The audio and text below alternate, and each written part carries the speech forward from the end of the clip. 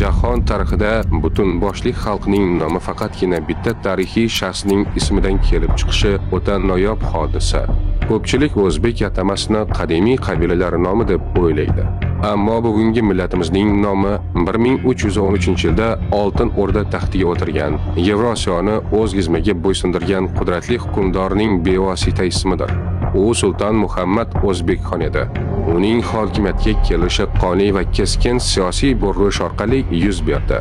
Asrlar davomida shakllangan eski tuzumga ayovsiz zarba berilib, isyonga moyil 100 dan ortiq Chingiziy shahzodalar qatl etildi.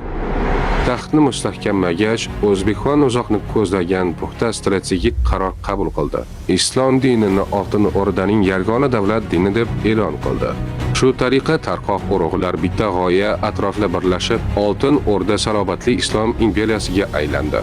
Aynan mana shu uzoqni ko'zlagan strategiya qit'ada misli ko'rilmagan iqtisodiy portlashga sabab bo'ldi va tez orada xristian olamini ham uning irodasi oldida tiz cho'kishga majbur qildi.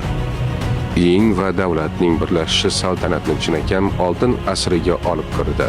Sharqiy Yevropadan tortib Xorazmgacha bo'lgan bepoyon hududlarda mutlaq xavfsiz va erkin savdo yo'llari yaratildi. Rim papasi Ion 22-unga maxsus maktublar yo'llab hurmat bajo keltirgan bo'lsa, Vizantiya imperatori o'z qizini aynan O'zbekxonga nikohlab berishga majbur bo'ldi. U bepoyon saltanatda mutlaq adolat va qat'iy tartib o'rnatdi. Natijada yuzlab turkiy millatlar o'zlarini O'zbekxon odamlari, ya'ni o'zbeklar deb atay boshladi.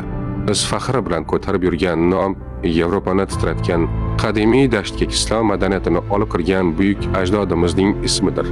Siz millatimiz nomining tarixi haqida qanday xulosaga keldingiz? Fikringizni izohlarda yozib qoldiring va sahifamizga obuna bo'lishni unutmang.